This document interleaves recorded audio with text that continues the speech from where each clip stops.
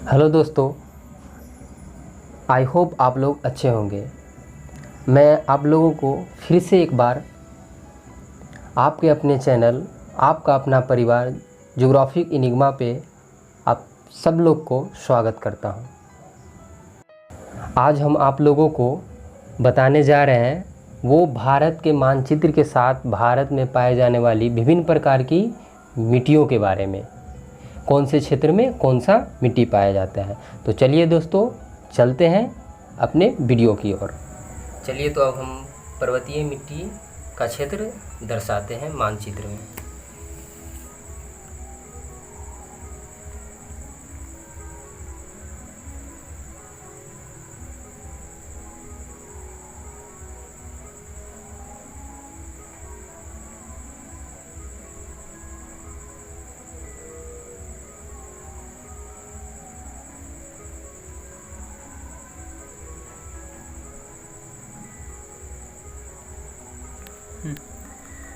ये जो blue colour का जो आप देख रहे हैं लाइनिंग, ये पर्वतीय मिट्टी को दर्शाता है।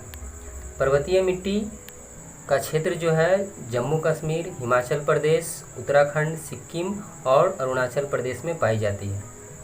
ह्यूमस की अधिकता के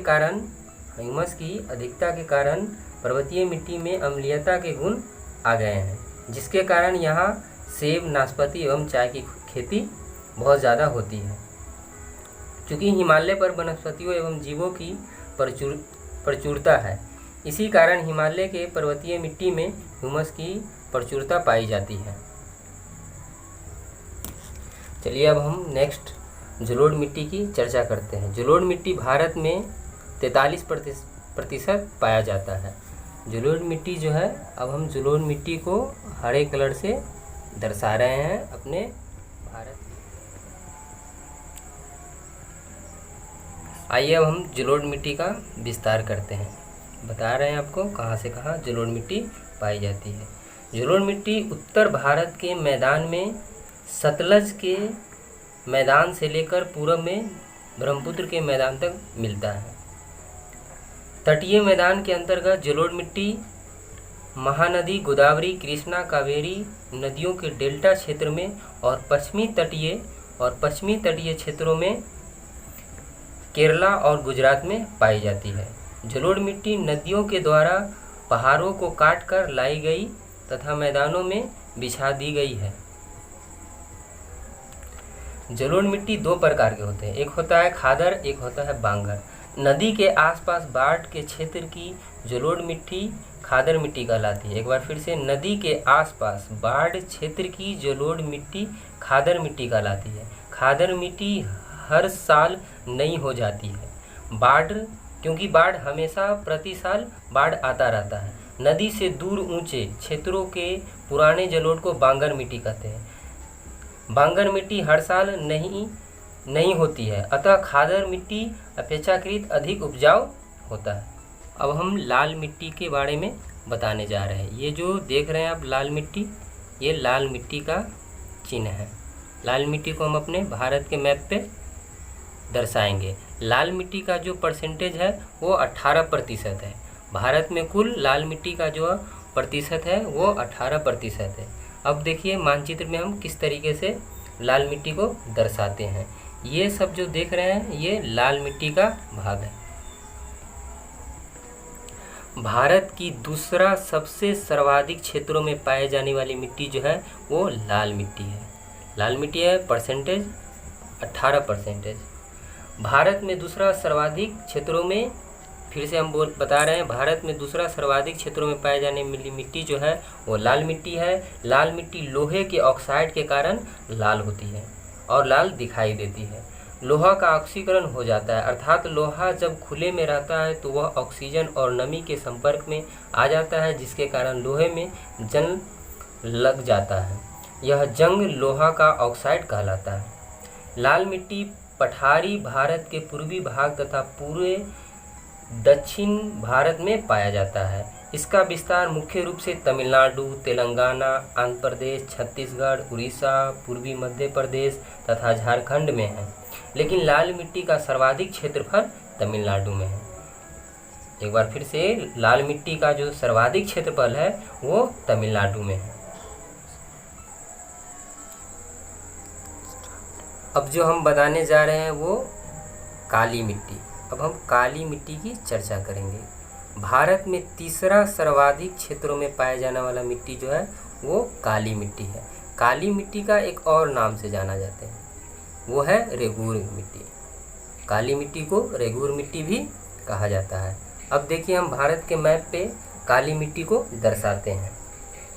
ये जो भाग है ये काली मिट्टी का भाग है, भारत में पाया जाने वाली काली मिट्टी। काली मिट्टी का विस्तार महाराष्ट्र, गुजरात, मध्य प्रदेश तथा उत्तरी कर्नाटक के क्षेत्र तक है। दक्षिण पूर्वी राजस्थान। काली मिट्टी में कपास की खेती अधिक होती है, इसीलिए काली मिट्टी को कपास मिट्टी के नाम से भी जाना जाता है। एक बार फिर से, काली मिट्टी का विस्तार जो है वो महाराष्ट्र, गुजरात, मध्य प्रदेश तथा उत्तरी कर्नाटक के क्षेत्र तक है और दक्षिण पूर्वी राजस्थान तक। काली मिट्टी में कपास की खेती अधिक होती है, इसीलिए इसे कपासी मिट्टी भी कहते हैं। कपासी, रेगूर, लावा मिट्टी केरल मिट्टी उत्तर प्रदेश में, केरल मिट्टी को काली मिट्टी भी कहा जाता है। उत्तर प्रदेश में रेगूर मिट्टी को भी काली मिट्टी कहा जाता है। काली मिट्टी को लावा मिट्टी भी कहते हैं। काली मिट्टी को लावा मिट्टी भी कहते हैं क्योंकि यह दक्कन के ट्रैप के लावा चट्टानों की अपेक्षा अर्थात टूटने फूटने से निर्मित हुई है। काली मिट्टी जो है वो दक्कन के पठार के टूटने फूटने से भी निर्मित हुई है। काली मिट्टी का सर्वाधिक विस्तार महाराष्ट्र राज्य में है। काली मिट्टी का जो सर्वाधिक विस्तार जो है वो महाराष्ट्र राज्य में है। अब हम मरुस्थलीय मिट्टी के बारे में जानते हैं। भारत में पाए जाने वाली मरुस्थलीय मिट्टी और अपने मानचित्र पे किस तरीके से दर्शाएंगे वो हम आपको अभी दिखाएंगे मानचित्र पे दर्शा करके। मरुस्थलीय मिट्टी। मरुस्थलीय मिट्टी का निर्माण पश्चिमी भारत के शुष्क क्षेत्रों में हुआ है।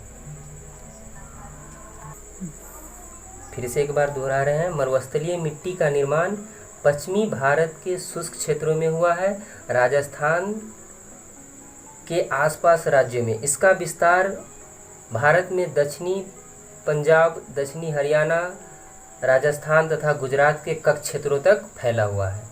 इस मिट्टी में खदानों की खेती संभव नहीं है, इसीलिए यहाँ पर ज्वार, बाजरा, सरसों एवं मोटे अनाज की खेती की जाती है। ज्वार, बाजरा, सरसों एवं मोटे अनाज की खेती की जाती है। राजस्थान सबसे आगे है। ज्वार, बाजरा, सरसों एवं मोटे अनाजों के उत्पादन में राजस्थान सबसे आगे है क्योंकि मरुस्थलीय मिट्टी का सर्वाधिक। अब हम भारत में पाए जाने वाली लेटराइट मिट्टी, यानी कि भारत के चौथे नंबर पे जो है लेटराइट मिट्टी है वो 3.7% लेटराइट मिट्टी है। और लेटराइट मिट्टी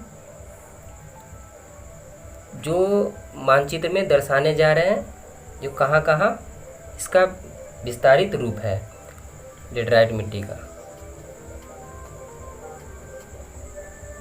ये जो आप देख रहे हैं ये लेटोराइट मिट्टी का क्षेत्र है। ये जो देख रहे हैं लेटोराइट मिट्टी का क्षेत्र है। लेटोराइट मिट्टी का निर्माण दो परिस्थितियों में होता है। पहला, 100 सेंटीमीटर से अधिक वर्षा वाला क्षेत्र में या अधिक गर्मी। मैं एक बार फिर से दोहरा रहा हूँ, लेटराइट मिट्टी का निर्माण दो परिस्थितियों में होता है। पहला, 100 सेंटीमीटर से अधिक वर्षा वाले क्षेत्र में, दूसरा सबसे अधिक गर्मी। और लेटराइट मिट्टी का जो क्षेत्र है वो पश्चिमी घाट, उड़ीसा तट, शिलांग पठार। भारत में लेटराइट मिट्टी का सर्वाधिक क्षेत्रफल केरला में है। भारत में लेटराइट मिट्टी का सर्वाधिक क्षेत्रफल केरला में है तथा इसके बाद महाराष्ट्र में पाया जाता है। चलिए दोस्तों, तो अब हम अगले वीडियो में मिलेंगे नए टॉपिक के साथ। टॉपिक का नाम होगा मृदा संरक्षण। तो दोस्तों, मेरे नए अपडेट पाने के लिए आपको मेरे चैनल को सब्सक्राइब, लाइक, शेयर और बेल आइकन साथ में दबाना ना भूलें और साथ में कमेंट भी कीजिएगा आपको किस टॉपिक पे वीडियो चाहिए।